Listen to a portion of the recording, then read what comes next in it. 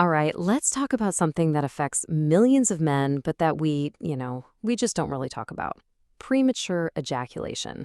Today, we're going to break down how a truly ancient practice, yoga, can be a surprisingly powerful tool for managing it. Look, this is a tough one, right? And if this question hits home for you, the most important thing to hear is that you are so not alone. It can be incredibly frustrating, it can cause a lot of stress, but just understanding it is the very first step to getting a handle on it. Just how common is it? Well, the numbers show that about 30% of men go through this. That's a huge number. It actually makes it one of the most common sexual dysfunctions out there. So, right off the bat, let's get one thing straight. This is a shared experience, not some isolated personal failing. So, what are we actually talking about when we say PE? Well, from a clinical standpoint, it really comes down to three things. First, there's the timing, ejaculating really quickly, sometimes in under a minute. Second, and this is a big one, is that feeling of not being in control, like you can't slow it down. And third, it's the toll it takes on you, that feeling of distress and frustration. Okay, so that's the problem. But what about a solution? And what if I told you that a potential answer could be found in something that's been around for, get this, over 5,000 years? We're talking about yoga. And not just as a workout, but as a deep science of connecting the mind and body. Yeah, it's really important to see yoga as more than just a treatment you do when something's wrong. It's about being proactive. It's about managing your health by integrating your mind with your body. And when that connection gets stronger, it has this huge ripple effect on your entire life. And that absolutely includes sexual function. Okay, that all sounds great, but how? How does stretching and breathing actually help with something so specific? Well, let's get into the science of it, because there is a science to how this all works. To really get it, you have to think about your nervous system.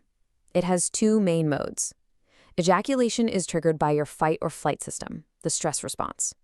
When you're anxious, that system is just stuck in the on position. Yoga, on the other hand, is like a masterclass in activating your rest and digest system, the relaxation response. Gaining control is all about learning how to make that switch from stress to calm. So when you start learning how to hit that calm down switch, four incredible things start to happen. 1, you physically strengthen the key pelvic floor muscles. 2, it can help your brain boost serotonin. You can think of that as the control chemical. 3, as we just saw, it directly cuts down on anxiety and stress. And 4, you just get more in tune with your body's signals, which is absolutely critical. All right, enough with the why. Let's get to the how. Let's dive into the practical side and build a toolkit of actual yoga practices you can start using. This toolkit is basically built on 3 pillars. First, there are the physical postures, called asanas. Second, there are specific breathing techniques, or pranayama. And third, something called bandhas, or muscle locks, which sound intense, but I promise they're not. Let's break them down. So with the postures, different ones do different things. Some can boost your mood, others improve blood flow, but, and this is what the research really highlights, the real game changers seem to be the seated poses, like a simple forward bend. Why? Because they go right to the source, improving the tone and the flexibility of those crucial pelvic muscles. The second pillar is breathing. And this is so simple, but so powerful. We're talking about deep, diaphragmatic belly breathing. Seriously, just by slowing down your breath and breathing deep into your belly, you send a direct signal to your nervous system that says, hey, it's okay, we can calm down now. It's like a manual override for your stress response. And the third pillar is the Mula Bandha, or the root lock. Now, it sounds super mystical, right? It's not. It is simply the gentle contraction of your pelvic floor muscles. You know, the muscles you'd use to stop peeing midstream? Yeah, those are the ones. This practice is like doing little reps at the gym for the exact muscle group that gives you more control and stamina. And don't just take my word for it. This isn't some fringe, ancient idea anymore. This exact technique is being used right now in modern sex therapy sessions. Why? Because it helps you become more aware of what's happening down there, giving you the information you need to have conscious control in those critical moments. Okay, so you've got the toolkit, the poses, the breathing, the muscle locks, but how do you actually make this work for you in the real world? Let's talk about what it takes and how to do it safely. So here's the deal on commitment. The research that showed major benefits, well, those guys were practicing for about an hour every single day.